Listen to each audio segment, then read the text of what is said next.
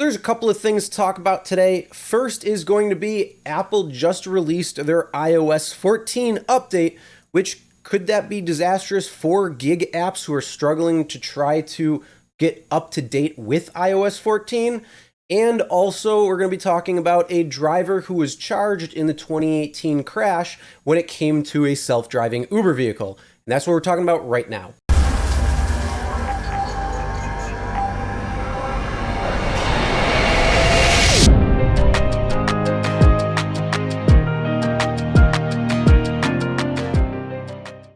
Hey everyone, Chris here from Real Rideshare Stories. If you're new to the channel and you're looking for different things within the rideshare industry, whether it's updates to what's going on, news, tips and tricks for passengers and drivers, or what actually happens on real rideshare rides, start now by hitting that subscribe button and ring the bell for notifications.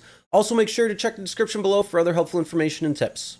So yes, we have two things that we're going to be talking about today. The first thing is going to kind of be a PSA when it comes to iOS 14 and iPhone users because iOS 14 went live.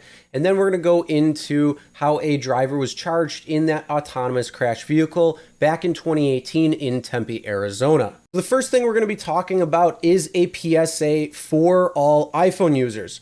Now, one of the big things when you are in the gig world is they say, make sure you have the most up-to-date carrier settings, make sure you have the most up-to-date app version, and make sure you have the most up-to-date operating system to make sure everything will be working fine, smoothly, and you will have less chance of running into any bugs, errors, or issues when you are online and working in the gig world. Now, iOS 14 is downloadable. It's downloadable to the general public and was made public today, earlier, a couple hours ago. So as with any brand new operating system, there could be some bugs potentially on that. If you want to hold off on downloading and updating your phone, you could do that for, a week or so. Make sure there's no bugs on it or anything, because it could play havoc into your earnings if you're out on the road. But also, there's another problem with yesterday's announcement when it came from Apple. Apple usually gives about a week lead time for when the next operating system will be made available for general download. But Apple decided to throw a curveball yesterday and say that their new operating system will be downloadable to the general public the following day, which is today, September 16th. And so it kind of threw the app world and developing world into a frenzy to try and finalize their apps for iOS 14. Unfortunately, usually 24 hours is not enough lead time, and they have normally a week. But because of that, there could be a few issues if you do download iOS 14 now or in the next couple of days before the app versions are optimized for iOS 14. So you could see things like crashing, freezing, a couple of different problems when it comes to working the app. Chances are, though, you probably won't have any problems, but just be aware if you do download iOS 14 already or over the next couple of days. Also, make sure to check the App Store just for any updates to make sure all the apps that are coming out that you work for are going to be optimized for iOS 14, and the compatibility issue shouldn't have a problem at that point then. Now on to the second story. A driver of the autonomous vehicle back in 2018 has been charged earlier, and it's a very unfortunate story, but it's something that has been questioned and brought up time and time again. First, is Uber and Lyft going to go full autonomous? And if so, how long? Also, it's going to raise the question of liability. Who's going to be liable in the event of some sort of accident in a autonomous vehicle? Well, it looks like in this case, it's going to be the driver, but it could be different going into the future. So this article right here is from the New York Times, and it's titled "Driver Charged in Uber's Fatal 2018 Autonomous Car Crash" is the title, and a link will be in the description below, so if you want to check this out, then you can. It says, investigators said the woman had been watching a video on her phone when the vehicle killed a pedestrian in Arizona. Again, if you aren't familiar with this was what happened in Arizona a couple of years ago. Plenty of different articles out there. If you want to go back and check that out, just go on Google, type that in, and it will give you that story.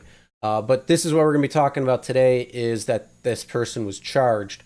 So it says a safety driver who was riding in an autonomous Uber vehicle when it struck and killed a pedestrian on a street in Tempe, Arizona in 2018 has been charged with negligent homicide, the local authorities said on Tuesday.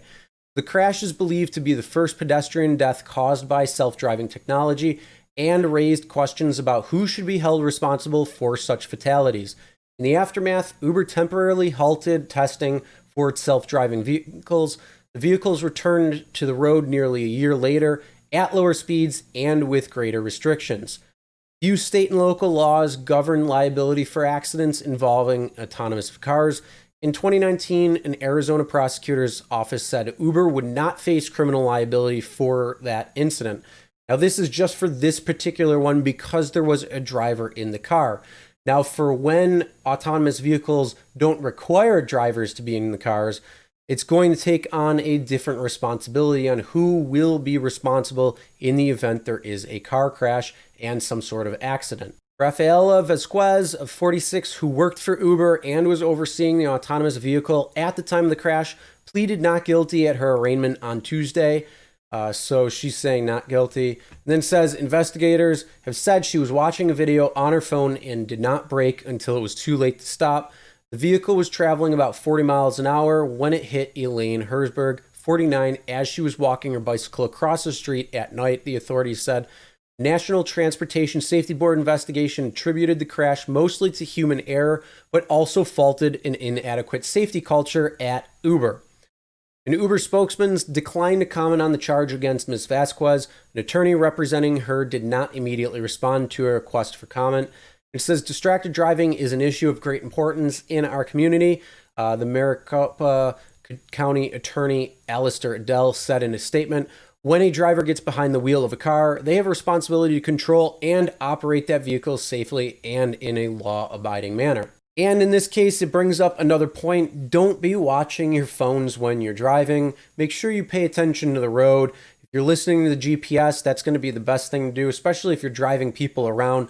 Always err on the side of caution, be safe, and make sure you are not distracted while driving. Now, normally I would ask you a question right here about the autonomous vehicles, something like, how long do you think until Uber and Lyft are going to have autonomous vehicles in most or all markets?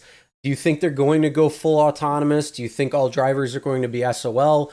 Usually something like that, but I actually want to save this topic conversation for tomorrow, where I will be doing a live stream tomorrow night, probably around 8 or 9 p.m. Eastern Standard Time. Just trying to get your opinions, your thoughts, and kind of talk about it a little bit more in depth. And also have a call-in where you guys can call in, share your thoughts and opinions on that matter. So make sure you hit that subscribe button, ring the bell for notifications so you won't miss that video or any of the other awesome content that I do have coming out. And with that being said, that's the end of this video. As always, never drink and drive, always tip your drivers, your delivery drivers, and your shoppers, and we'll see you next time.